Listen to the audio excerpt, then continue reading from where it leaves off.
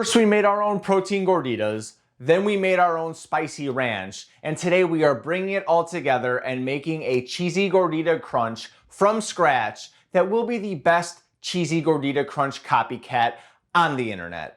Bar none. My name is Nick. I have my master's in exercise physiology and I make anabolic recipes such as this one, and I also do pretty much anything else in the fitness industry, full days of eating, recipe reviews, etc. So if you're into that kind of thing, like this video and subscribe to the channel. If you're ready to eat gorditas without getting gordito, then let's get into it.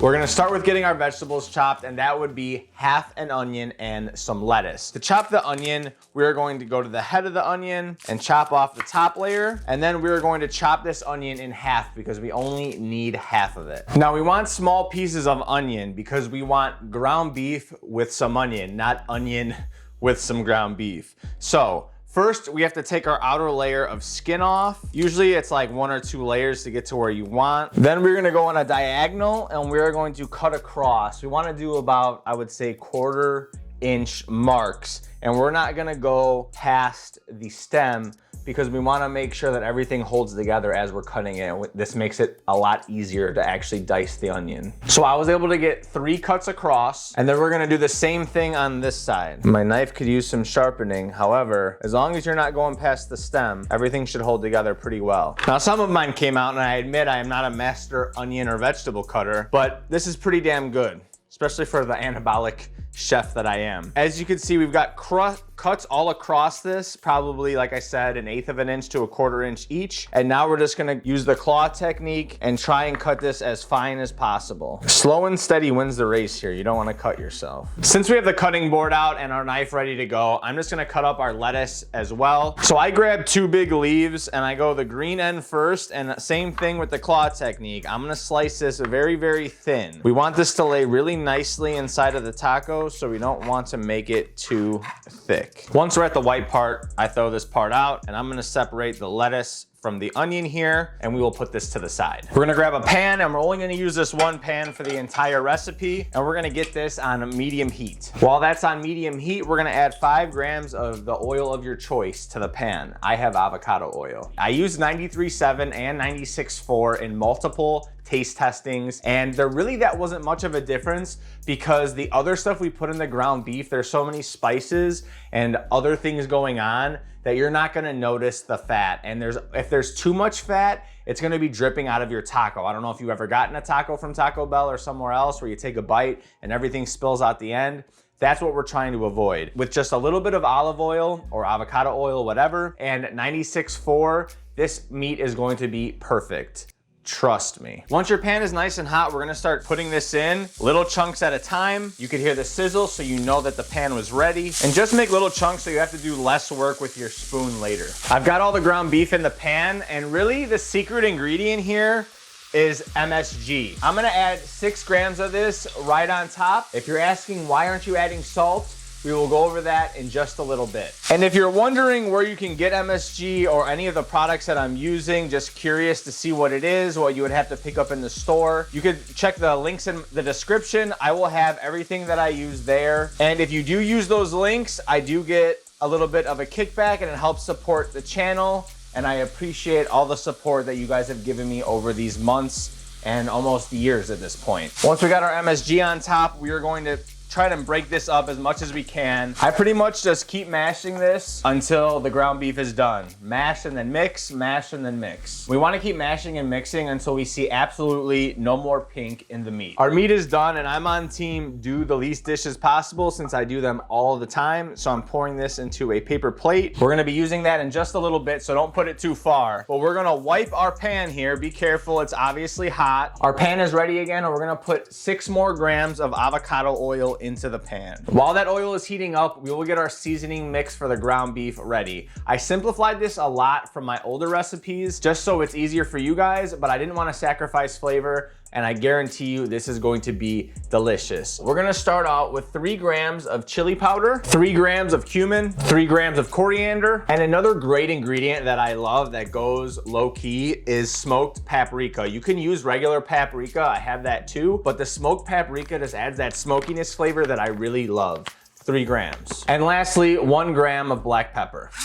And then I like to use a spoon and just bring it all together so it's thoroughly mixed. Our oil is smoking, so it's ready to go in. We're gonna put all of our onions in there, and then we're gonna get them nice and translucent with just a little bit of color on them. This only takes about 1.5 minutes, 2 minutes or so, so keep an eye on it. All right, our onions are getting some brownness here in the pan, so I'm gonna add in our garlic. I have 7 grams here, but when I actually mince it in the presser, it gets to about 5 grams. So if you don't have a garlic press, then I would say just mince in 5 grams of garlic. And I'm gonna put it right into the middle here. Let that sit for about 20 to 30 seconds. And then we're gonna mix it all around here. And we're going to put our seasoning right into the pan to really let it bloom and bring the seasoning flavors out as much as we can. Now that we bloomed our seasoning, I'm gonna add our meat into here, and we're gonna get everything mixed together. It smells absolutely terrific in here. Those browned onions are gonna bring out a lot of flavor as well as that garlic. And blooming the seasonings is so underrated, and I'm pretty pissed I didn't start using it before, but I'm learning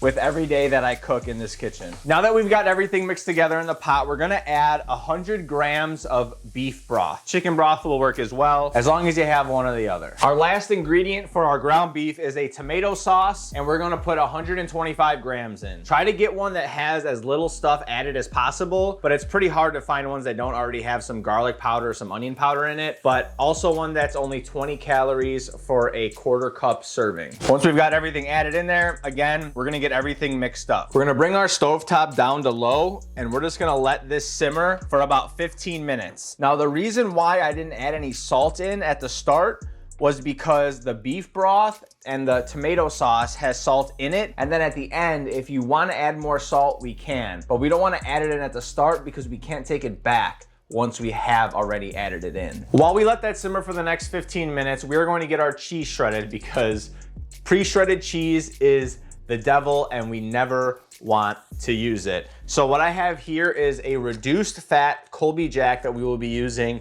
Has some fat, tastes absolutely delicious, and will go perfect on our gorditas. Our sauce is fully simmered. I'm mixing it together for the first time now, and it just absolutely juicy. The thing that I didn't like about my old recipes is that the ground beef is great when you first cook it, and then when you have to reheat it, it dries out a little bit unless you have, like in the beefy 5-layer, there's the nacho cheese and the sour cream. Really helps rehydrate that ground beef once it's cooked again. Once we're done, you can not only make gorditas, you can make anything you want with ground beef. Burritos, tacos, literally anything. Now that that's ready, we're gonna go to the least from scratch part of this recipe. And this is the only part where I exaggerate from scratch because we're gonna use these. Like, you can't replicate a fast food chain without some things having to be like the cheap or the lazy way or whatever. And I think the taco shells are one of those things. Right out of the box, these are not very fresh. The way to rehydrate or refreshen them is to throw them in the microwave for 30 seconds. By the way, I tried 4 different brands of these, and these ones ended up being my favorite, so I would go with these, but choose whichever ones you want. See, these are like sizzling. You can tell that there's something going on when you just put the taco shells into the microwave for 30 seconds. We need to take our protein pitas, or whatever pita that you would like, or gordita that you would like. We're gonna put that on our plate and put that plate on our scale and zero it out. Then we're gonna add 21 grams of cheese to the top of this, and we're gonna spread it out evenly. By the way, once your meat is done simmering, you wanna turn off the heat. We're gonna heat this bad boy up for about 30 seconds. Our cheese is nice and melted, and this is hot, so I got my oven glove on. I'm gonna put that in my hand. I'm gonna put the taco right in the middle, and I am going to hold this for about 10-15 seconds to let it kind of quote unquote glue itself together. I really love these taco holders, especially for filling the taco. So I'm gonna put this right in here now, and then I'm gonna repeat the process with my other one. Now we're ready to fill, but before we fill, we want to try our beef and see, does it need any more salt? It's all personal preference. So we're gonna taste our meat. It's pretty damn good, but I would like to add a little bit of salt. Probably just 2 or 3 grams there I added, but you don't have to add any at all if you think that your beef is already salty enough. We'll try it again here.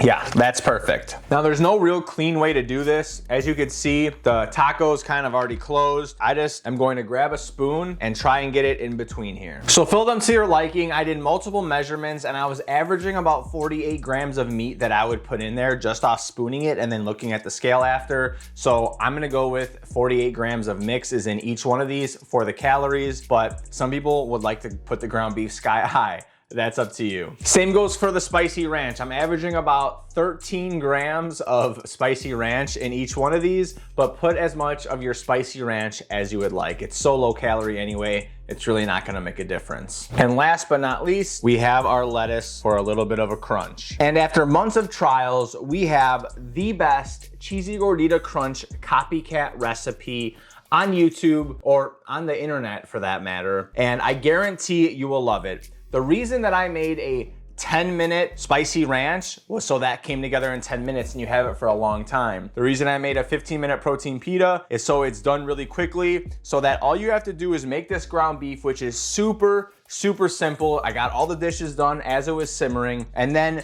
you put everything together and it's like literally like you're at Taco Bell, just healthier. Speaking of which, let's go over the macros. Taco Bell's Cheesy Gordita Crunch includes 500 calories, 28 fat, 41 carb, and 20 protein. My Cheesy Gordita Crunch, on the other hand, 298 calories, so 40% less calories, 12 fat, so over half the fat, 29 carb, and 24 protein. That's not that much more protein, but I didn't want to just overstuff these with the ground beef mix just to stuff it in and then you eat it and you're like, oh, all I'm eating is literally ground beef. I wanted to make it to where it was balanced yet delicious, and it still has more protein than the original, but for 200 less calories. If you've made all these recipes, you have pitas whenever you want. You have spicy ranch that's only like 23 calories per serving, absolutely insane. And now you have ground beef that you can add to whatever you would like.